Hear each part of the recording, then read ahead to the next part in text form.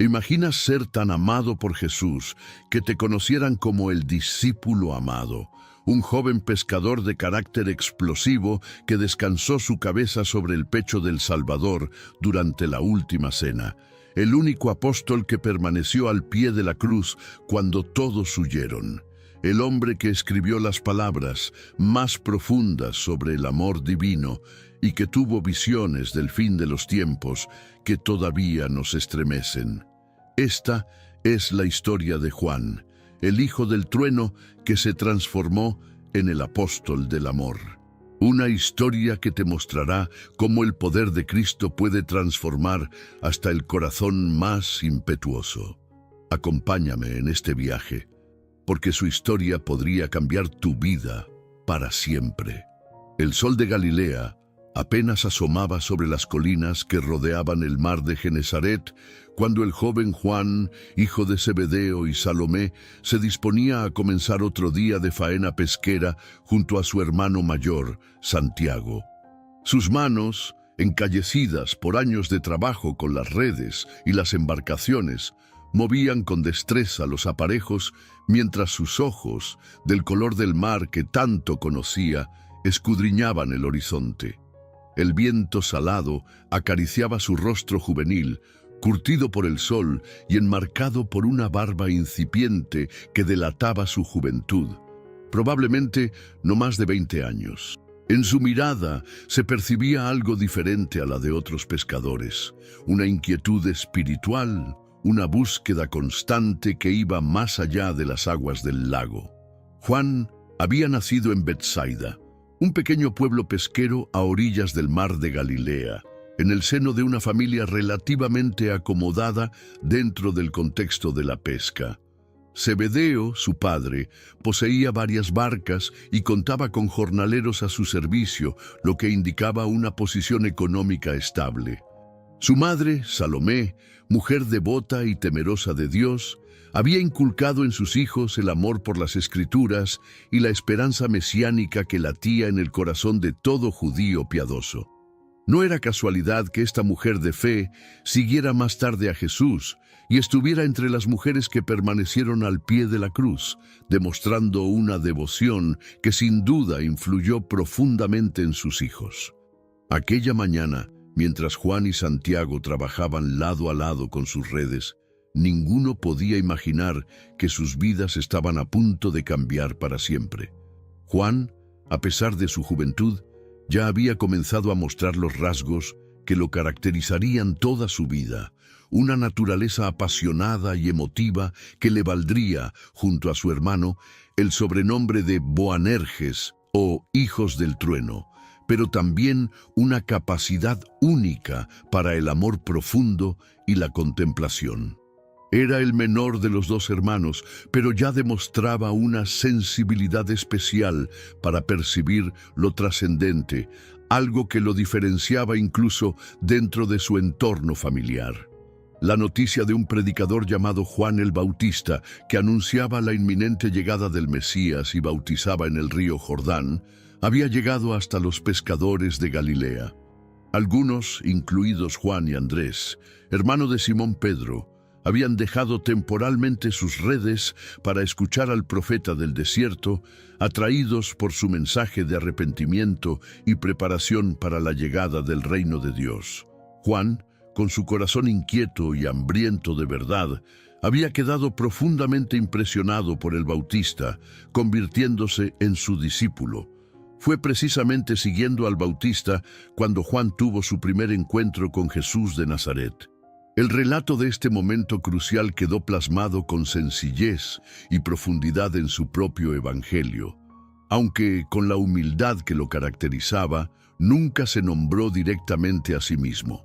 El Bautista, al ver pasar a Jesús, exclamó: «He aquí el Cordero de Dios, que quita el pecado del mundo». Aquellas palabras resonaron en el alma de Juan como ninguna otra enseñanza que hubiera escuchado antes. Sin dudarlo, junto con Andrés, siguió a Jesús. «¿Qué buscáis?», les preguntó Jesús al verlo seguirle. La sencillez de la pregunta contrastaba con su profundidad. ¿Qué buscaba realmente Juan, sabiduría, la llegada del reino prometido, un maestro que llenara el vacío que sentía a pesar de su juventud. «Rabí, ¿dónde moras?», respondieron ellos. «Venid y ved», fue la invitación de Jesús, una invitación que cambiaría para siempre el rumbo de sus vidas. Juan recordaría para siempre aquel primer encuentro. Incluso décadas después, cuando escribiera su evangelio, siendo ya un anciano, mencionaría que eran como la hora 10ª del día, aproximadamente las 4 de la tarde. Los detalles permanecieron frescos en su memoria porque fue el momento en que su corazón reconoció a quien había estado buscando toda su vida, aunque no supiera expresarlo con palabras. Después de aquel encuentro, Juan regresó temporalmente a su trabajo de pescador, pero su mente y su corazón ya no estaban completamente en las redes y los peces. La semilla había sido plantada. Cuando poco tiempo después Jesús pasó por la orilla del mar y vio a los hijos de Zebedeo trabajando con su padre en la barca, remendando las redes, les dirigió una llamada directa: «Venid en pos de mí y os haré pescadores de hombres». La respuesta de Juan y Santiago fue inmediata. Dejaron la barca, a su padre y a los jornaleros y siguieron a Jesús. El joven pescador de Galilea no podía imaginar entonces el papel crucial que jugaría en la historia del cristianismo. No sabía que sería conocido como el discípulo amado, que sería uno de los 3 más íntimos de Jesús, que se reclinaría sobre su pecho en la última cena, que permanecería fiel al pie de la cruz cuando casi todos habían huido, que correría al sepulcro la mañana de la resurrección, que escribiría uno de los evangelios más profundos y místicos, 3 epístolas y el libro del Apocalipsis, que pastorearía la iglesia en Asia Menor y que, según la tradición, sería el único de los apóstoles en morir de muerte natural, después de sufrir persecución y exilio. Los primeros días siguiendo a Jesús fueron una experiencia transformadora para Juan. Caminar por los polvorientos caminos de Galilea junto al Maestro, escuchar sus enseñanzas, presenciar sus milagros, observar cómo trataba a los marginados y a los poderosos, fue como despertar a una nueva dimensión de la existencia. Juan, con su naturaleza sensible y contemplativa, absorbía cada palabra, cada gesto, cada enseñanza de Jesús como una esponja sedienta. Su juventud le permitía una apertura especial para recibir la novedad radical del mensaje del reino que Jesús proclamaba. Pronto quedó claro que Juan, junto con Pedro y Santiago, formaba parte del círculo más íntimo de los discípulos. Fueron ellos 3 quienes Jesús llevó consigo a momentos cruciales como la resurrección de la hija de Jairo, la transfiguración en el monte y la agonía en Getsemaní. Esta cercanía especial permitió a Juan ser testigo privilegiado de la humanidad y la divinidad de Jesús en momentos de gloria y de profundo sufrimiento. La relación entre Jesús y Juan fue adquiriendo un carácter único. El joven discípulo, con su capacidad para el amor profundo y la lealtad inquebrantable, estableció con el Maestro un vínculo que lo llevaría a ser conocido como el discípulo a quien Jesús amaba. Este título, que Juan utilizaría para referirse a sí mismo en su evangelio, no implicaba un favoritismo exclusivo por parte de Jesús, sino que reflejaba la conciencia profunda que Juan tenía del amor de Cristo hacia él, una conciencia que definió su identidad y su misión. Sin embargo, el camino de Juan junto a Jesús no fue una línea recta de perfección espiritual. Los evangelios nos muestran también sus debilidades y su proceso de transformación. Aquel carácter fogoso que le valió el apodo de Hijo del Trueno se manifestó en episodios como cuando quiso hacer descender fuego del cielo sobre un pueblo samaritano que había rechazado a Jesús, o cuando junto a su hermano pidió a su madre que intercediera para ocupar los lugares de honor en el reino, a la derecha y a la izquierda de Jesús. En cada uno de estos episodios, Jesús corrigió amorosamente a Juan, moldeando su carácter, enseñándole que el camino del discipulado era el camino del servicio, no del poder. El que quiera ser el primero entre vosotros, que sea vuestro siervo, como el Hijo del Hombre, que no vino para ser servido, sino para servir y para dar su vida en rescate por muchos. Les enseñó Jesús cuando la ambición afloró en sus corazones. Estas lecciones fueron calando profundamente en Juan, transformando gradualmente su corazón fogoso en un corazón que aprendió a amar como Jesús amaba. A medida que el ministerio de Jesús avanzaba, también crecía la oposición de los líderes religiosos. Juan fue testigo de los debates cada vez más tensos entre Jesús y los fariseos, escribas y saduceos. Vio cómo las multitudes seguían a Jesús por sus milagros, pero también cómo muchos le abandonaron cuando sus enseñanzas se volvieron más exigentes. ¿También vosotros queréis iros?, preguntó Jesús a los 12 en un momento crucial. Fue Pedro quien respondió por todos: Señor, ¿a quién iremos? Tú tienes palabras de vida eterna. Juan asintió en silencio a las palabras de Pedro. A pesar de no comprender plenamente todo lo que Jesús enseñaba y hacía, algo en su interior le decía que había encontrado el tesoro que su alma anhelaba, que no había vuelta atrás posible. La cercanía con Jesús le había permitido vislumbrar una realidad que trascendía todo lo que había conocido hasta entonces. Una realidad que más tarde describiría con palabras sublimes. Y el Verbo se hizo carne y habitó entre nosotros, y vimos su gloria, gloria como del unigénito del Padre, lleno de gracia y de verdad. Cuando Jesús comenzó a hablar abiertamente sobre su muerte inminente, Juan, como los demás discípulos, se resistió a aceptar esta realidad. La idea de un Mesías sufriente contradecía las expectativas judías tradicionales de un libertador político y militar. Sin embargo, eventos como la Transfiguración, donde Juan junto con Pedro y Santiago vieron a Jesús conversando con Moisés y Elías sobre su partida que iba a cumplir en Jerusalén, comenzaron a prepararlo para lo que vendría. La entrada triunfal de Jesús en Jerusalén, aclamado por las multitudes como el Hijo de David, pareció momentáneamente confirmar las esperanzas mesiánicas tradicionales. Juan, testigo de aquel momento de gloria, posiblemente pensó que finalmente había llegado el momento en que Jesús establecería su reino. Pero los acontecimientos tomaron rápidamente un giro inesperado. La última semana de Jesús en Jerusalén fue intensa. Juan estuvo presente cuando Jesús purificó el templo, cuando debatió con los líderes religiosos, cuando pronunció sus enseñanzas finales y cuando predijo la destrucción del templo y los acontecimientos del fin de los tiempos. Cada palabra, cada gesto de Jesús en estos días finales quedaría grabado en la memoria de Juan, formando el sustrato de sus escritos posteriores. La intimidad entre Jesús y Juan alcanzó quizás su expresión más conmovedora en la última cena. Mientras los 12 compartían la cena pascual, Jesús anunció que uno de ellos le traicionaría. La consternación se apoderó de todos. Fue entonces cuando Pedro hizo una señal a Juan, que estaba reclinado junto a Jesús, para que preguntara de quién hablaba.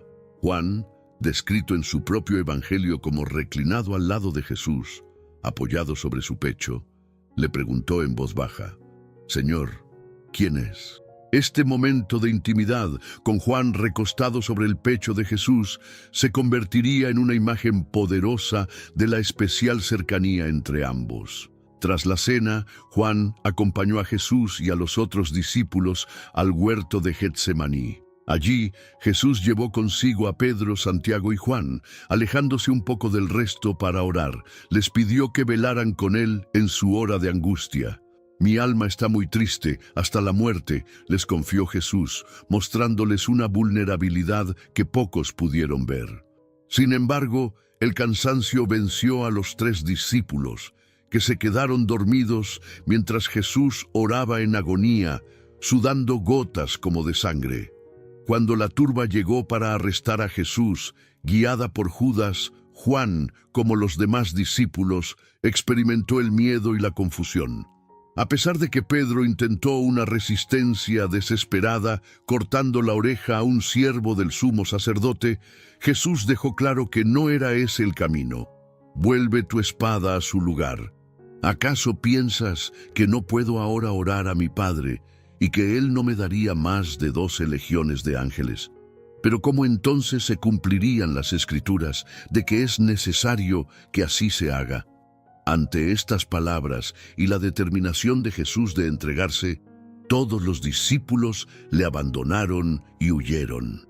Sin embargo, Juan superó su miedo inicial y, según su propio relato, siguió a Jesús hasta el patio del sumo sacerdote. Allí fue testigo del juicio religioso contra Jesús. Como era conocido por el sumo sacerdote, pudo entrar y permitir también el acceso a Pedro, quien luego negaría 3 veces a Jesús, tal como había sido predicho. Juan, a diferencia de Pedro, no parece haber negado su relación con Jesús, pero tampoco se registra que haya intervenido en su defensa. El viernes por la mañana, Jesús fue llevado ante Pilato. Juan siguió los acontecimientos, probablemente moviéndose entre la multitud, escuchando los gritos de «Crucifícale», y viendo cómo Pilato, después de varios intentos de liberar a Jesús, finalmente cedió a la presión y lo entregó para ser crucificado. El camino de Jesús hacia el Gólgota, cargando su cruz, fue seguido por Juan, cuyo corazón se desgarraba al ver al Maestro que tanto amaba sometido a tal humillación y sufrimiento. Y entonces llegó el momento que distinguiría a Juan de los demás apóstoles, a excepción de las mujeres fieles. Mientras los otros discípulos se habían dispersado por miedo, Juan permaneció al pie de la cruz. Allí, junto a María, la madre de Jesús, y otras mujeres, fue testigo de las horas de agonía del crucificado. Vio cómo Jesús, en medio de su sufrimiento, se preocupaba por quienes dejaba atrás. Desde la cruz, Jesús vio a su madre y junto a ella a Juan y les dijo: «Mujer, he ahí tu hijo», y a Juan: «He ahí tu madre». Desde aquella hora, Juan tomó a María en su casa, asumiendo la responsabilidad filial que Jesús le había confiado. Este momento junto a la cruz reveló la profundidad del amor de Juan por Jesús.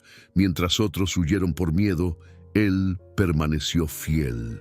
Su amor fue más fuerte que su temor, una lección que nunca olvidaría y que más tarde quedaría plasmada en sus escritos. En el amor no hay temor, sino que el perfecto amor echa fuera el temor. Este amor le permitió ser testigo de las últimas palabras de Jesús, de su muerte y de cómo un soldado romano atravesó su costado con una lanza, de donde salió sangre y agua, un detalle que Juan, como testigo ocular, destacaría en su evangelio con especial énfasis. Y el que lo vio da testimonio, y su testimonio es verdadero, y él sabe que dice verdad, para que vosotros también creáis. Después de la crucifixión, Juan acompañaría probablemente a José de Arimatea y Nicodemo en el apresurado entierro de Jesús antes del inicio del sábado. La desesperanza debió apoderarse de él como de todos los discípulos. A pesar de las predicciones de Jesús sobre su resurrección, la realidad de su muerte era demasiado abrumadora para permitirles recordar o creer en esas promesas. El sábado transcurrió en un silencio cargado de dolor y confusión. Pero el domingo por la mañana, todo cambió.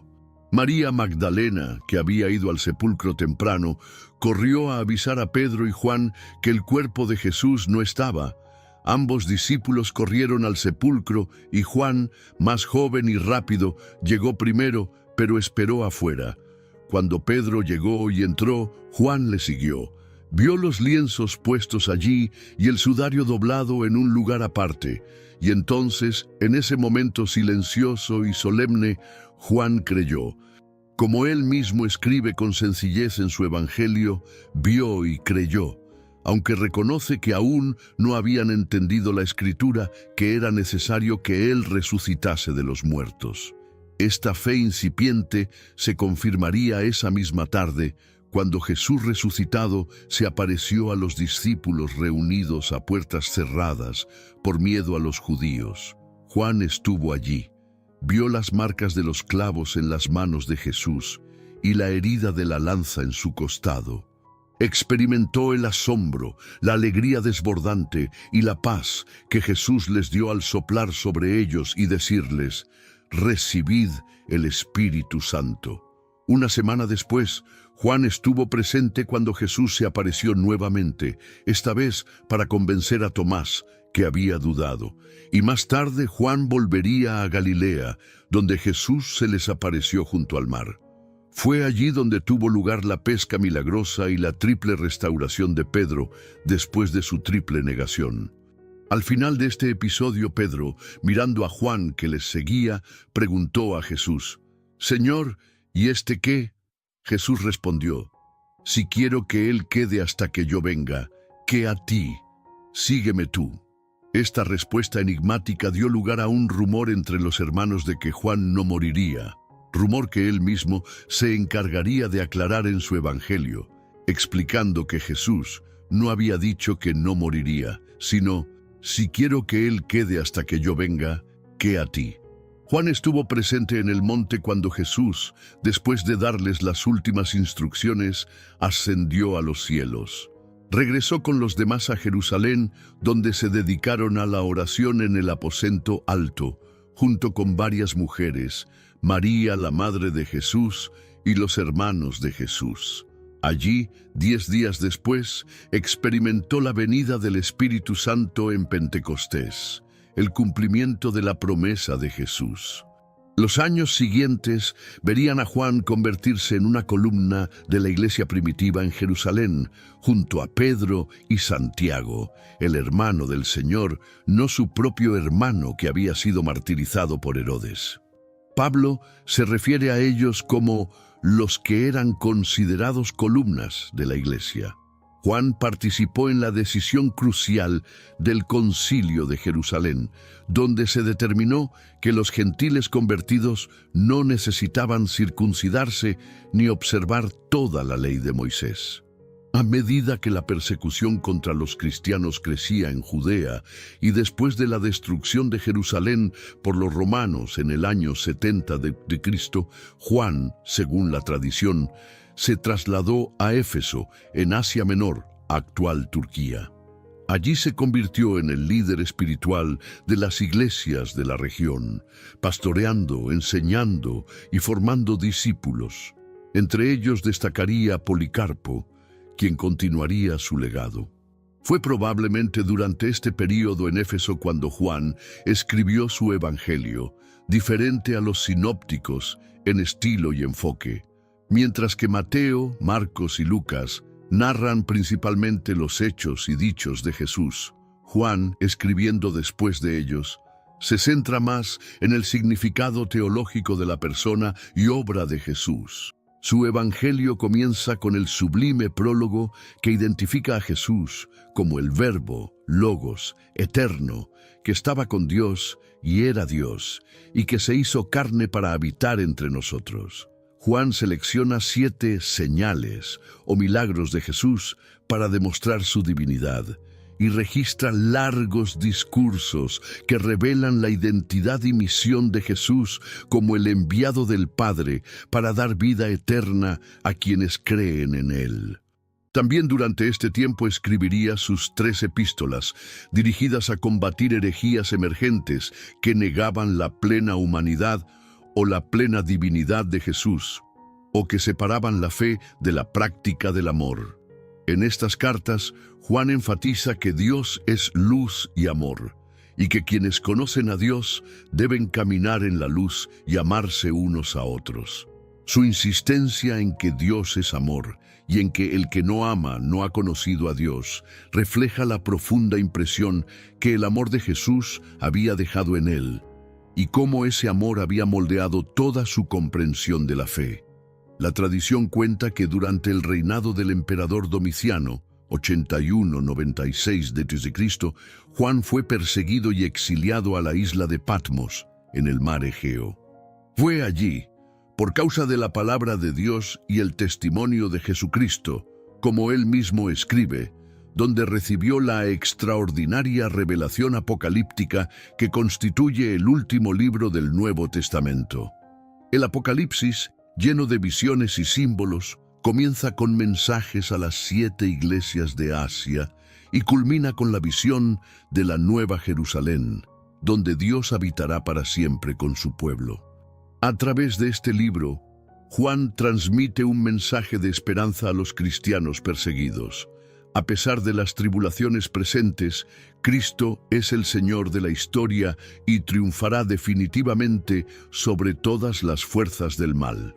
Según las tradiciones más antiguas, después del exilio en Patmos, durante el reinado de Nerva, Juan pudo regresar a Éfeso, donde continuó su ministerio hasta su muerte, ocurrida en tiempos del emperador Trajano, alrededor del año 100 d.C. Sería así el único de los apóstoles que no murió mártir, aunque sufrió persecución y exilio por su fe. Algunas tradiciones hablan de un intento fallido de martirio, cuando fue sumergido en aceite hirviendo, pero salió ileso, antes de ser desterrado a Patmos. Los relatos tradicionales sobre los últimos años de Juan lo muestran como un anciano venerado por las iglesias de Asia, llevado en andas a las asambleas porque ya no podía caminar por sí mismo. Se cuenta que repetía constantemente: «Hijitos, amaos unos a otros», y que cuando le preguntaban por qué siempre decía lo mismo, respondía: «Porque es el mandamiento del Señor, y si se cumple, es suficiente». Estas historias, aunque no pueden verificarse históricamente con la misma certeza que los relatos bíblicos, concuerdan perfectamente con el carácter de Juan tal como lo conocemos a través de sus escritos. Un hombre en quien el amor apasionado se había transformado en un amor profundo y constante, un amor que había llegado a identificar como la esencia misma de Dios y del discipulado cristiano. La vida de Juan nos ofrece un estudio fascinante de transformación espiritual.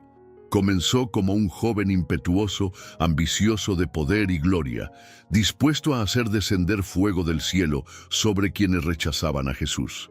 Terminó como el apóstol del amor, enseñando que Dios es amor y que quien no ama no conoce a Dios. ¿Qué produjo este cambio? La respuesta se encuentra en su propia experiencia del amor de Jesús. Juan se define a sí mismo como el discípulo a quien Jesús amaba, no por un sentido de superioridad, sino porque haberse sabido profundamente amado por Jesús transformó su identidad y su comprensión de la vida. Los escritos de Juan revelan una profundidad teológica y espiritual que lo distingue entre los escritores del Nuevo Testamento. Mientras que Pablo desarrolla ampliamente la doctrina de la justificación por la fe, Juan se centra en la vida eterna como conocimiento personal de Dios y comunión con Él. Mientras que los evangelios sinópticos presentan a Jesús principalmente como el Mesías de Israel y el Hijo del Hombre, Juan lo proclama explícitamente como el Verbo eterno, la luz del mundo, el pan de vida, el buen pastor, la resurrección y la vida, el camino, la verdad y la vida, la vid verdadera. El legado de Juan trasciende su tiempo y continúa influyendo profundamente en la espiritualidad cristiana. Sus escritos han inspirado a místicos, teólogos, artistas y creyentes comunes a lo largo de 2 milenios. Su evangelio ha sido llamado el Evangelio espiritual, porque va más allá de la narración de eventos para revelar su significado profundo invitando al lector a una comprensión más contemplativa de la persona y obra de Jesús. Su énfasis en el amor como esencia de la vida cristiana ha servido de correctivo cuando el cristianismo ha corrido el riesgo de reducirse a formulaciones doctrinales o prácticas rituales desconectadas de la vida. El que dice que está en la luz y odia a su hermano está todavía en tinieblas, escribe con franqueza. Y también, si alguno dice, yo amo a Dios y odia a su hermano, es mentiroso. Estas palabras continúan interpelando a los cristianos de todas las épocas, recordándoles que el amor no es un añadido opcional a la fe, sino su misma esencia. El testimonio personal de Juan sobre Jesús tiene una cualidad única entre los escritos del Nuevo Testamento. Escribe como quien ha visto, oído y tocado al Verbo de vida, como quien ha experimentado íntimamente la realidad de lo que proclama. Lo que era desde el principio, lo que hemos oído, lo que hemos visto con nuestros ojos, lo que hemos contemplado y palparon nuestras manos tocante al Verbo de vida, os anunciamos. Esta inmediatez, esta conciencia de estar transmitiendo una experiencia viva y no solo un conjunto de doctrinas, da a sus escritos una frescura y una autoridad que sigue resonando en el corazón de quienes los leen con apertura. La historia de Juan es también un testimonio del poder transformador del encuentro con Cristo. Aquel joven pescador galileo, impetuoso e inexperto, se convirtió en el águila entre los evangelistas, símbolo tradicional de Juan, capaz de elevar su mirada hasta las realidades más sublimes. El hijo del trueno se transformó en el apóstol del amor. El discípulo ambicioso que quería sentarse a la derecha de Jesús en su reino, aprendió a reclinarse humildemente sobre su pecho.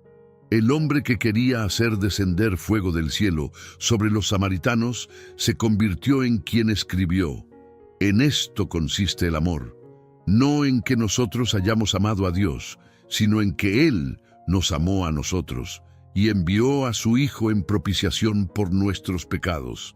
Amados, si Dios nos ha amado así, debemos también nosotros amarnos unos a otros. En Juan vemos el ejemplo perfecto de lo que significa ser discípulo de Jesús. No simplemente alguien que sigue sus enseñanzas o imita sus acciones, sino alguien que se deja transformar por su amor hasta convertirse en un reflejo de ese amor para los demás. Como escribiría él mismo, el que dice que permanece en él debe andar como él anduvo. La historia de Juan continúa inspirando a creyentes de todas las generaciones. Su testimonio de fidelidad hasta el final, permaneciendo junto a la cruz cuando otros habían huido, nos recuerda el valor del amor que persevera en las circunstancias más adversas. Su capacidad para reconocer y recibir el amor de Jesús nos invita a hacer lo mismo, a definirnos no por nuestros logros o posición, sino por el hecho fundamental de ser amados por Dios. Su transformación de hombre ambicioso e impetuoso en apóstol del amor nos da esperanza de que nosotros también podemos ser transformados por el encuentro con Cristo. Los escritos de Juan nos ofrecen algunas de las formulaciones más profundas y hermosas del mensaje cristiano. Porque de tal manera amó Dios al mundo que ha dado a su Hijo unigénito, para que todo aquel que en él cree no se pierda, mas tenga vida eterna. Yo soy la resurrección y la vida. El que cree en mí, aunque esté muerto, vivirá. En esto hemos conocido el amor, en que Él puso su vida por nosotros. También nosotros debemos poner nuestras vidas por los hermanos. Mirad cuál amor nos ha dado el Padre, para que seamos llamados hijos de Dios. Y esta es la vida eterna, que te conozcan a ti, el único Dios verdadero, y a Jesucristo, a quien has enviado. Dios es amor, y el que permanece en amor, permanece en Dios, y Dios en él. Estas y otras joyas espirituales que encontramos en los escritos de Juan siguen alimentando la fe y la vida de incontables creyentes. En los últimos años de su vida en Éfeso, Juan se dedicó principalmente a fortalecer las iglesias y a combatir las herejías emergentes. Una de las más peligrosas era el gnosticismo incipiente, que negaba la verdadera humanidad de Cristo y promovía un conocimiento esotérico como camino de salvación. Contra esta tendencia, Juan insistió en la realidad de la encarnación del Verbo. Todo espíritu que confiesa que Jesucristo ha venido en carne es de Dios, y todo espíritu que no confiesa que Jesucristo ha venido en carne no es de Dios. También enfatizó que el verdadero conocimiento de Dios no es un secreto reservado para iniciados, sino que está disponible para todos los que creen en Jesús y permanecen en su amor. Según las tradiciones antiguas, cuando Juan era ya muy anciano, tan débil que tenía que ser llevado a las reuniones de la iglesia, seguía repitiendo una y otra vez las mismas palabras: «Hijitos, amaos unos a otros».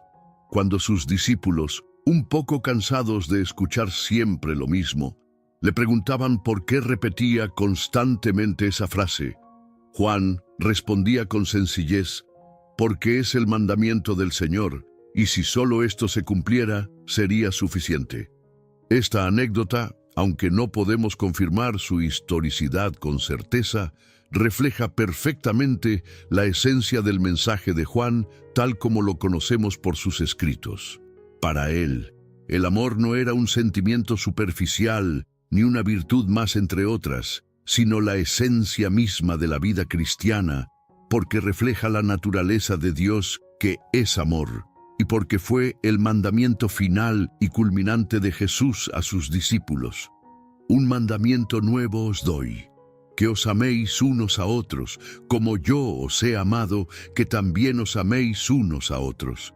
En esto conocerán todos que sois mis discípulos, si tuvierais amor los unos con los otros». La muerte de Juan, según la tradición, ocurrió durante el reinado del emperador Trajano, alrededor del año 100 de Pintos de Cristo, siendo ya muy anciano, probablemente el último superviviente de los 12 apóstoles originales. Su fallecimiento marcó el fin de la era apostólica y el comienzo de una nueva etapa en la historia de la Iglesia, que tendría que afrontar nuevos desafíos sin la guía directa de quienes habían conocido personalmente a Jesús. Sin embargo, el legado de Juan, plasmado en sus escritos inspirados, continuaría iluminando el camino de la Iglesia a través de los siglos. El impacto de Juan en la historia del cristianismo es incalculable. Su evangelio, con su profunda teología y su presentación única de Jesús como el Verbo encarnado, ha sido una fuente inagotable de inspiración para teólogos, místicos y creyentes de todas las épocas. Sus epístolas, con su énfasis en el amor como esencia de la vida cristiana, han servido como correctivo cuando la Iglesia ha corrido el riesgo de reducir la fe a doctrinas abstractas o rituales vacíos. El Apocalipsis, con sus visiones de la victoria final de Cristo y la consumación de todas las cosas en la Nueva Jerusalén, ha sostenido la esperanza de los cristianos en tiempos de prueba y persecución. Los primeros capítulos del Apocalipsis contienen las cartas a las 7 iglesias de Asia, que Juan escribió por mandato de Cristo. Estas cartas, dirigidas a comunidades concretas que Juan conocía bien, combinan elogios y reprensiones, advertencias y promesas. A la iglesia de Éfeso, por ejemplo, la alaba por su perseverancia y ortodoxia, pero la reprende porque ha abandonado su primer amor. A la de Esmirna, que sufría persecución, la anima a ser fiel hasta la muerte para recibir la corona de vida. A la de Laodicea, próspera pero tibia espiritualmente, le advierte que Cristo está a la puerta llamando, esperando que alguien le abra para entrar y cenar con él. Estas cartas revelan a Juan como un pastor que conocía bien la realidad de sus iglesias y que buscaba guiarlas con firmeza y amor en medio de las dificultades externas e internas. Su preocupación no era solo por la ortodoxia doctrinal, sino también por la autenticidad de la vida cristiana, por ese amor práctico que debe caracterizar a los seguidores de Jesús. El resto del Apocalipsis presenta una serie de visiones simbólicas que culminan en la venida gloriosa de Cristo, el juicio final y la creación de un nuevo cielo y una nueva tierra. A través de imágenes tomadas en gran parte del Antiguo Testamento, Juan ofrece un mensaje de esperanza para cristianos que enfrentaban persecución. A pesar del poder aparente de Roma y de las fuerzas del mal, Cristo es el verdadero Señor de la historia y triunfará definitivamente.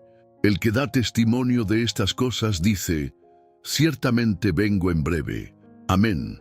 Sí, ven, Señor Jesús». Concluye el libro, y con él el canon del Nuevo Testamento. Es notable cómo Juan, que había comenzado su relación con Jesús como un joven pescador galileo con sueños de grandeza terrenal, termina su vida y su obra con esta visión de la consumación celestial de todas las cosas. Su peregrinaje espiritual lo llevó de las orillas del mar de Galilea a las calles de Jerusalén, a los caminos de Samaria, a la isla de Patmos, a las ciudades de Asia Menor, y finalmente, a través de sus visiones, hasta el trono mismo de Dios y el Cordero. La historia de Juan nos invita a reflexionar sobre nuestra propia jornada espiritual. Como él, todos comenzamos con ideas inmaduras sobre Dios y su reino. Como él, todos necesitamos ser transformados por el encuentro con Cristo, aprender lo que significa realmente seguirle, descubrir que el camino del discipulado no es el del poder y la gloria según los criterios mundanos, sino el del amor que se entrega. Como él, todos estamos invitados a reclinarnos sobre el pecho de Jesús, a experimentar su amor personal y transformador y a convertirnos en canales de ese amor para los demás. Juan nos recuerda que el cristianismo no es primariamente un conjunto de doctrinas, aunque las doctrinas son importantes. Él mismo combatió firmemente las herejías. No es principalmente un código moral, aunque la conducta ética es esencial. Sus escritos están llenos de exhortaciones prácticas. El cristianismo es, en su esencia, una relación de amor con Dios a través de Jesucristo, una relación que transforma toda nuestra existencia y se manifiesta en amor a los demás. La vida de Juan ilustra también cómo Dios usa nuestra personalidad natural, transformándola, pero no anulándola. Aquel carácter apasionado e intenso que le valió el apodo de Hijo del Trueno, no desapareció, sino que fue redirigido y purificado. La intensidad que una vez lo llevó a querer llamar fuego del cielo sobre los samaritanos se transformó en la intensidad con que proclamó el amor de Dios y exhortó a los creyentes a amarse unos a otros. Su capacidad natural para el amor profundo y la lealtad inquebrantable, que lo convirtió en el discípulo amado, fue perfeccionada por la gracia hasta convertirlo en el apóstol del amor. Esto nos da esperanza. No necesitamos convertirnos en alguien completamente diferente para servir a Dios. Él toma lo que somos, con nuestras fortalezas y debilidades, y lo transforma para su gloria y para el bien de su iglesia. Los rasgos que pueden ser obstáculos cuando están bajo el control del ego pueden convertirse en poderosas herramientas en manos de Dios cuando son sometidos a Cristo. La historia de Juan nos habla también del valor de la fidelidad a largo plazo. A diferencia de Pablo, que experimentó una conversión dramática en el camino a Damasco, Juan siguió a Jesús desde su juventud hasta su muerte en la ancianidad. Su vida cristiana no fue un sprint, sino un maratón. Hubo momentos de gloria, como la transfiguración o la resurrección, pero también largos periodos de ministerio constante y fiel en condiciones a veces difíciles. En Éfeso, ya anciano, siguió enseñando, escribiendo, combatiendo herejías, fortaleciendo iglesias.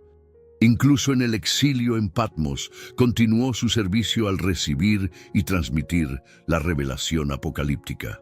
Este ejemplo de perseverancia es especialmente valioso en una cultura que valora lo inmediato y lo espectacular.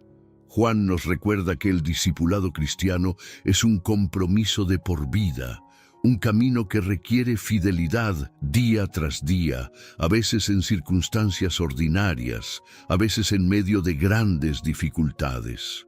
Lo importante no son los momentos puntuales de fervor o las experiencias extraordinarias, sino la perseverancia en el amor a Dios y al prójimo. También es instructivo comparar a Juan con Pedro. Ambos fueron parte del círculo íntimo de Jesús. Ambos fueron líderes de la iglesia primitiva, ambos escribieron partes del Nuevo Testamento, pero sus personalidades y sus roles fueron diferentes. Pedro, impulsivo y extrovertido, líder natural, se convirtió en la figura principal entre los apóstoles en los primeros años después de Pentecostés. Juan, más reflexivo y contemplativo, parece haber asumido un papel más prominente en la segunda generación cristiana, especialmente en Asia Menor. Esta diversidad nos recuerda que no hay un solo tipo de personalidad o un solo estilo de liderazgo que sea el correcto para servir a Dios.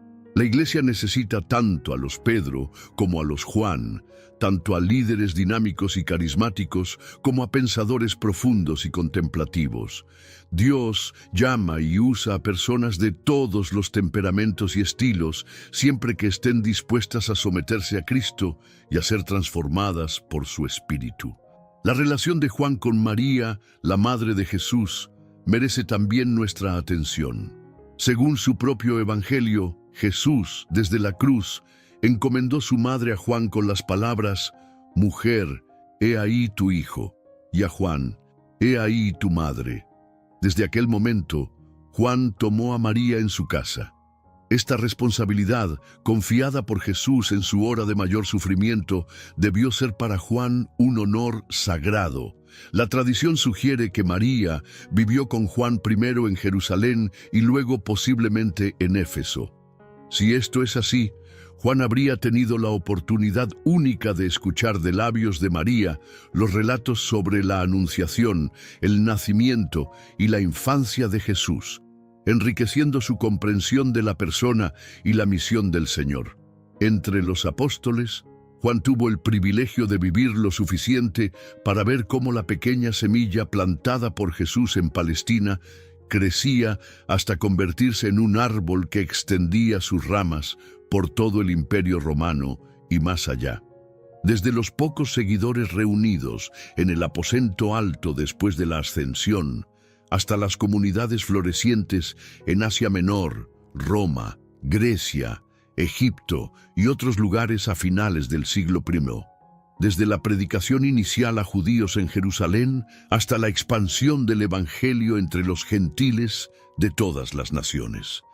Desde los primeros debates sobre cómo integrar a los gentiles en la Iglesia hasta el desarrollo de una identidad cristiana distintiva que ya no se definía principalmente en relación con el judaísmo. Juan vio el cumplimiento de las palabras de Jesús: «Edificaré mi iglesia, y las puertas del Hades no prevalecerán contra ella». Vio cómo el Espíritu Santo guiaba a la iglesia a través de persecuciones externas y desafíos internos. Vio el poder transformador del Evangelio en las vidas de personas de todos los trasfondos sociales, étnicos y religiosos. Y dejó en sus escritos un testimonio que seguiría alimentando la fe de la Iglesia mucho después de su muerte. Es fascinante pensar en los encuentros que Juan pudo haber tenido a lo largo de su larga vida. Además de su relación con Jesús y los otros apóstoles, probablemente conoció a Pablo, aunque el Nuevo Testamento no registra ninguna interacción directa entre ellos. Según Hechos 15, Juan estuvo presente en el Concilio de Jerusalén, donde Pablo y Bernabé presentaron su caso para la inclusión de los gentiles sin imponerles la circuncisión. Pablo, en Gálatas 2, menciona un encuentro con los que eran considerados columnas en Jerusalén, entre ellos Juan, quienes le dieron la diestra en señal de compañerismo. Es intrigante imaginar las conversaciones que estos dos gigantes de la fe pudieron haber tenido, cada uno con su perspectiva única sobre Cristo y el Evangelio. Juan pudo haber conocido también a algunos de los evangelistas que no eran apóstoles, como Marcos y Lucas. Es posible que haya leído sus evangelios antes de escribir el suyo propio, lo que explicaría por qué se centra menos en los eventos narrados por ellos y más en otros aspectos de la vida y enseñanzas de Jesús. En Éfeso, según la tradición, tuvo como discípulo a Policarpo, quien a su vez sería maestro de Ireneo, creando una cadena directa de transmisión de la enseñanza apostólica. En sus últimos años, Juan debió haber sido una figura venerable, un vínculo viviente con Jesús y los primeros días de la Iglesia. Los creyentes más jóvenes acudirían a él para escuchar de primera mano los relatos sobre el Señor. ¿Cómo era su voz? ¿Cómo caminaba? ¿Qué expresión tenía cuando sanaba a los enfermos o cuando enseñaba a las multitudes? ¿Qué había dicho exactamente en tal o cual ocasión? Juan podía responder a estas preguntas no como quien ha oído tradiciones, sino como testigo ocular. Lo que hemos visto con nuestros ojos, lo que hemos contemplado y palparon nuestras manos tocante al verbo de vida. Imaginamos a Juan contando una y otra vez las historias de Jesús, no por obligación, sino por el gozo de revivir aquellos momentos sagrados y de compartirlos con otros. Cada relato sería para él no solo un recuerdo del pasado, sino una forma de hacer presente a Cristo para sus oyentes. Y al contar estas historias, probablemente las entretejiría con reflexiones sobre su significado, con aplicaciones para la vida cristiana, con exhortaciones al amor fraterno, tal como vemos en sus escritos. Es peculiar de Juan, entre los escritores del Nuevo Testamento, su uso del verbo permanecer, meneín en griego, especialmente en el discurso de la vid y los pámpanos, en Juan 15 y en su primera epístola. Permaneced en mí y yo en vosotros. El que permanece en mí y yo en él, éste lleva mucho fruto. Permaneced en mi amor. Esta idea de la permanencia, de la habitación constante y recíproca, capta algo esencial de la espiritualidad de Juan. Para él, la vida cristiana no consiste en momentos aislados de devoción o en actos puntuales de obediencia, sino en una relación continua y vital con Cristo, comparable a la de los pámpanos con la vid. De esta permanencia en Cristo fluye naturalmente el fruto del amor y la obediencia. Este énfasis en la permanencia refleja la propia experiencia de Juan. Desde aquel primer encuentro junto al Jordán, cuando era discípulo del Bautista, hasta su muerte en Éfeso décadas después, Juan permaneció en Cristo. A través de los momentos de gloria como la transfiguración y de los momentos de dolor como la crucifixión. A través de la intensa actividad misionera de los primeros años en Jerusalén y de las responsabilidades pastorales en Éfeso. A través de la libertad y de la prisión, del reconocimiento y del exilio. Esta permanencia, esta fidelidad constante a lo largo de una vida entera, es quizás el legado más inspirador de Juan para los cristianos de todas las épocas. El testimonio de Juan sobre la resurrección merece especial atención. Según su propio relato, cuando él y Pedro llegaron al sepulcro vacío, la mañana del domingo, Juan vio y creyó. ¿Qué vio exactamente que lo llevó a creer? El texto menciona los lienzos puestos allí y el sudario que había estado sobre la cabeza de Jesús, doblado en un lugar aparte. Algunos sugieren que la disposición ordenada de estas telas indicaba que el cuerpo no había sido robado. Los ladrones habrían tomado el cuerpo con las telas o las habrían dejado desordenadas. Sea cual sea la explicación exacta, Este momento marca un punto de inflexión en la vida de Juan. Su fe inicial, basada en esta evidencia indirecta, se confirmaría esa misma tarde cuando Jesús resucitado se apareció a los discípulos reunidos. Juan vio con sus propios ojos al Señor resucitado, escuchó su voz, probablemente tocó sus heridas como los demás discípulos cuando Jesús los invitó a hacerlo. Y más tarde, junto al mar de Galilea, desayunó con él en la orilla después de la pesca milagrosa. Estas experiencias del Cristo resucitado marcaron a Juan de manera indeleble. Décadas después, comenzaría su primera epístola con estas palabras: lo que era desde el principio, lo que hemos oído, lo que hemos visto con nuestros ojos, lo que hemos contemplado y palparon nuestras manos tocante al Verbo de vida, os anunciamos. La certeza de la resurrección fue el fundamento de toda la predicación apostólica, incluida la de Juan. Sin ella, como diría Pablo, la fe cristiana sería vana. Pero para Juan, la resurrección no era simplemente un hecho histórico a proclamar, sino una realidad que transformaba toda su comprensión de quién era Jesús y cuál era su misión. El que había caminado con ellos por los caminos de Galilea era el Señor de la vida y de la muerte, el Verbo eterno por quien todas las cosas fueron hechas, la luz que brilla en las tinieblas, el único que podía decir: yo soy la resurrección y la vida, el que cree en mí, aunque esté muerto, vivirá. El corazón del mensaje de Juan se resume quizás mejor en su propia declaración: estas cosas os he escrito a vosotros que creéis en el nombre del Hijo de Dios, para que sepáis que tenéis vida eterna. Para Juan, el Evangelio no era primariamente un conjunto de deberes a cumplir o de doctrinas a creer, sino un don de vida, la misma vida divina comunicada a los creyentes a través de la fe en Jesús.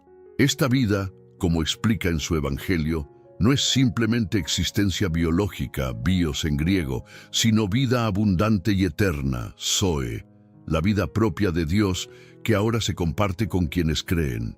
Esta comprensión de la vida eterna como una realidad presente, no solo futura, es característica de Juan. El que cree en el Hijo tiene vida eterna, escribe en su Evangelio. No dice tendrá, sino tiene en presente. Y en su primera epístola, Dios nos ha dado vida eterna, y esta vida está en su Hijo. El que tiene al Hijo, tiene la vida. El que no tiene al Hijo de Dios, no tiene la vida.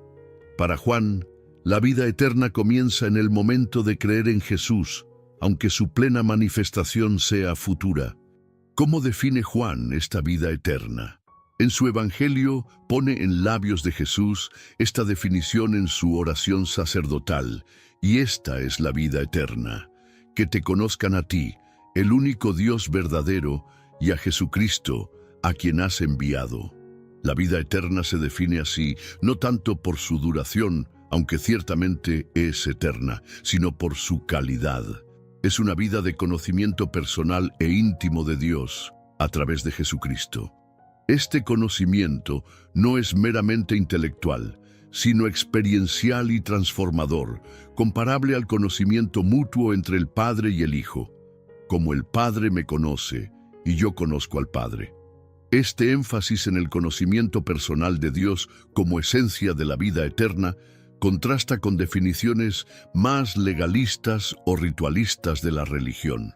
Para Juan, el objetivo del Evangelio no es primariamente hacernos moralmente mejores o religiosamente más observantes, sino introducirnos en una relación viva con Dios a través de Jesucristo. Esta relación ciertamente transformará nuestra conducta, pero desde dentro, como fruto natural, no como obligación externa. La teología de Juan es profundamente trinitaria. Aunque no usa el término Trinidad, que se desarrollaría más tarde, su comprensión de Dios incluye claramente al Padre, al Hijo y al Espíritu Santo en una unidad de ser y propósito. En su Evangelio, presenta a Jesús afirmando su unidad con el Padre: yo y el Padre uno somos, y prometiendo el envío del Espíritu Santo, el Paráclito, que procede del Padre. Los tres son presentados como divinos, como personales y como distintivos entre sí, aunque íntimamente unidos. Esta comprensión trinitaria de Dios se relaciona directamente con su comprensión del amor. Si Dios es amor, como afirma en su primera epístola, este amor no es una mera característica de Dios o algo que Dios hace, sino lo que Dios es en su misma esencia.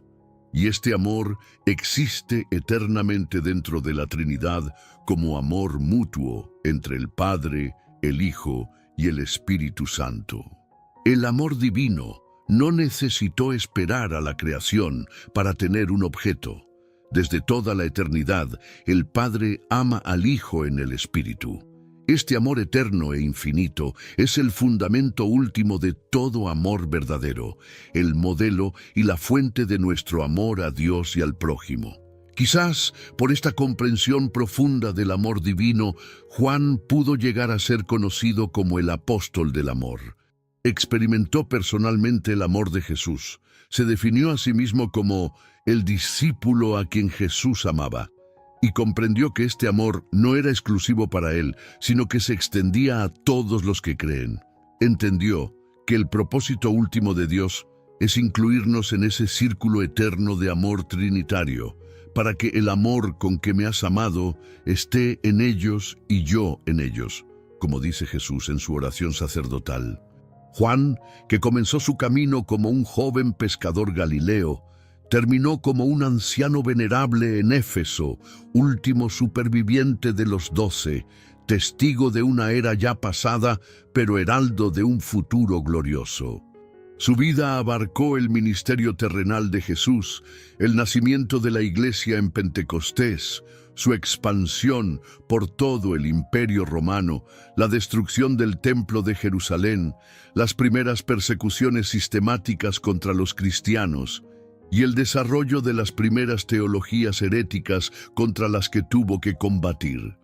A través de todos estos cambios y desafíos, Juan permaneció fiel a lo que había visto y oído desde el principio.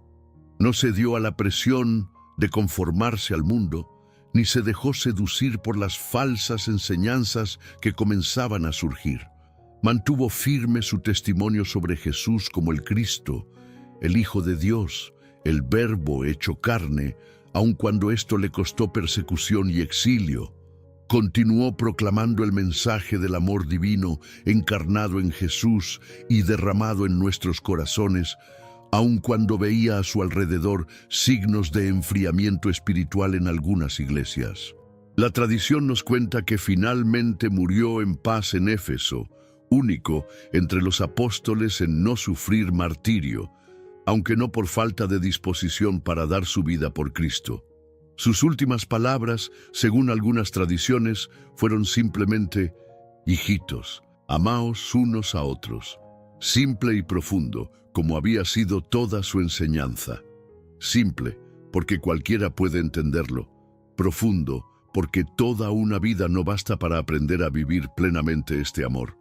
El legado de Juan vive en sus escritos, que forman parte del canon del Nuevo Testamento, y en la tradición espiritual que inspiró. Su enfoque en el amor divino, en la vida eterna como conocimiento de Dios, en la permanencia en Cristo como esencia de la vida cristiana, en la luz que vence a las tinieblas, en la verdad que nos hace libres, todo esto sigue nutriendo la fe de los creyentes. Su testimonio como testigo ocular de Jesús, de su vida, muerte y resurrección, sigue siendo un fundamento para nuestra fe en épocas de escepticismo y relativismo. Juan, el discípulo amado, el hijo del trueno transformado por el amor, el pescador de Galilea convertido en teólogo profundo, el joven impetuoso que llegó a ser un anciano sabio, nos invita a través de los siglos a conocer a Jesús como Él lo conoció, a amarlo como Él lo amó, a seguirlo como Él lo siguió, a permanecer en Él como Él permaneció. Nos invita a creer que Jesús es el Cristo, el Hijo de Dios, y para que creyendo tengáis vida en su nombre. Nos invita a caminar en la luz, a vivir en el amor, a esperar con esperanza cierta el día en que veremos al Señor cara a cara, ya no por fe, sino por vista, no como en un espejo, oscuramente, sino tal como Él nos ha conocido. La historia de Juan es, en última instancia, un testimonio del poder transformador del amor de Cristo. Es la historia de cómo ese amor puede tomar a un joven impetuoso y ambicioso y convertirlo en un apóstol del amor. Es la historia de cómo ese amor puede sostener una vida de fidelidad a través de décadas de servicio, a pesar de persecuciones y dificultades. Es la historia de cómo ese amor puede profundizar nuestra comprensión de Dios y de su propósito para nuestras vidas. Es la historia que puede convertirse también en nuestra historia, si como Juan nos abrimos a la obra transformadora de Cristo en nuestras vidas. En un mundo hambriento de amor verdadero, en una sociedad marcada por relaciones superficiales y utilitarias, el mensaje de Juan sobre el amor divino resuena con especial fuerza. En esto consiste el amor, no en que nosotros hayamos amado a Dios, sino en que Él nos amó a nosotros y envió a su Hijo en propiciación por nuestros pecados. Este amor que se entrega, que se sacrifica, que busca el bien del otro, que perdona y restaura, que transforma desde dentro, este es el amor que el mundo necesita experimentar. Y nosotros, como Juan, estamos llamados a ser no solo receptores, sino también canales de este amor. Si Juan pudiera hablarnos hoy, probablemente nos diría lo mismo que decía a sus hijitos en Éfeso: amaos unos a otros. Nos recordaría que toda la ley y los profetas se resumen en amar a Dios y al prójimo, que no hay sendero espiritual más elevado que este, que no hay testimonio más poderoso ante el mundo que el amor mutuo entre los cristianos. Nos diría, como escribió en su primera epístola: amados, amémonos unos a otros, porque el amor es de Dios. Todo aquel que ama es nacido de Dios y conoce a Dios. El que no ama no ha conocido a Dios, porque Dios es amor. Y como hizo en su Evangelio, nos invitaría a creer que Jesús es el Cristo, el Hijo de Dios, a creer no solo con la mente, sino con el corazón, no solo con asentimiento intelectual, sino con entrega personal, a creer no como quien acepta una teoría abstracta, sino como quien recibe a una persona, al Verbo hecho carne, a Jesús de Nazaret, en quien habitó toda la plenitud de la deidad corporalmente. Creer, amar, permanecer. Este es el camino que Juan nos muestra, el camino que él mismo recorrió desde las orillas del mar de Galilea hasta la isla de Patmos, desde el primer encuentro con Jesús junto al Jordán, hasta las visiones celestiales de la Nueva Jerusalén. Es un camino que no termina con la muerte física, sino que continúa en la presencia inmediata del Señor, donde le veremos tal como Él es y seremos transformados plenamente a su semejanza. La historia del apóstol Juan es, en última instancia, una historia de amor. El amor de Dios manifestado en Jesucristo. El amor de Jesús por sus discípulos, especialmente por aquel a quien amaba. El amor de Juan por su maestro, que lo mantuvo fiel hasta el final. El amor entre los creyentes, que según Juan es la marca distintiva de los verdaderos discípulos. Y el amor por la verdad, que lo llevó a combatir las falsas enseñanzas que amenazaban con desviar a la iglesia del camino recto. La historia del apóstol Juan nos recuerda que el cristianismo no es primariamente una filosofía o un sistema de creencias, sino una relación viva con una persona. Juan conoció personalmente a Jesús, caminó con él, escuchó sus enseñanzas, fue testigo de sus milagros, lo vio morir en la cruz y encontró el sepulcro vacío en la mañana de la resurrección. Este encuentro personal con Cristo cambió su vida para siempre y definió su identidad y su misión. De la misma manera, el cristianismo auténtico siempre comienza con un encuentro personal con Cristo, ya no físico como el de Juan, pero no menos real a través de la fe y el Espíritu Santo. La vida de Juan, desde aquel primer llamado junto al mar de Galilea hasta sus últimos días en Éfeso, es un testimonio de la fidelidad de Dios y de la capacidad transformadora de su amor. Es una invitación para cada uno de nosotros a abrir nuestro corazón a ese mismo amor, a creer en Jesús como el Cristo, el Hijo de Dios, y a encontrar en Él la vida eterna que nuestras almas anhelan. Así como Juan se definió a sí mismo como el discípulo a quien Jesús amaba, cada uno de nosotros está invitado a encontrar nuestra identidad más profunda no en nuestros logros, posesiones o relaciones, sino en el hecho fundamental de ser amados por Dios en Cristo. Este amor, que es más fuerte que la muerte y más duradero que el tiempo, es el fundamento seguro sobre el cual podemos construir nuestras vidas. Que el ejemplo de Juan, pescador de Galilea transformado en apóstol del amor, nos inspire a seguir a Jesús con la misma fidelidad y pasión. Que sus escritos, llenos de luz y verdad, continúen iluminando nuestro camino. Y que su mensaje sobre el amor de Dios, manifestado supremamente en Cristo, siga transformando corazones y vidas hasta el día en que, como Él predijo en el Apocalipsis, el que está sentado en el trono haga nuevas todas las cosas y Dios mismo habite para siempre con su pueblo en la Nueva Jerusalén. Amados hermanos y hermanas que habéis seguido esta narrativa hasta el final, os animo a continuar profundizando en la vida y las enseñanzas del apóstol Juan. Sus escritos son un tesoro inagotable de sabiduría espiritual y una fuente constante de inspiración para nuestra fe. Os invito a suscribiros a nuestro canal para no perderos los próximos vídeos sobre otros personajes bíblicos cuyas vidas tienen también mucho que enseñarnos. Compartid este contenido con aquellos que pudieran beneficiarse de conocer mejor la historia del discípulo amado y su mensaje de amor. Recordad siempre las palabras que Juan no se cansaba de repetir. Hijitos, amaos unos a otros. En un mundo marcado por divisiones y conflictos, no hay testimonio más poderoso que el de cristianos que se aman con el amor que viene de Dios. Que la gracia del Señor Jesucristo, el amor de Dios Padre y la comunión del Espíritu Santo sea con todos vosotros. Amén.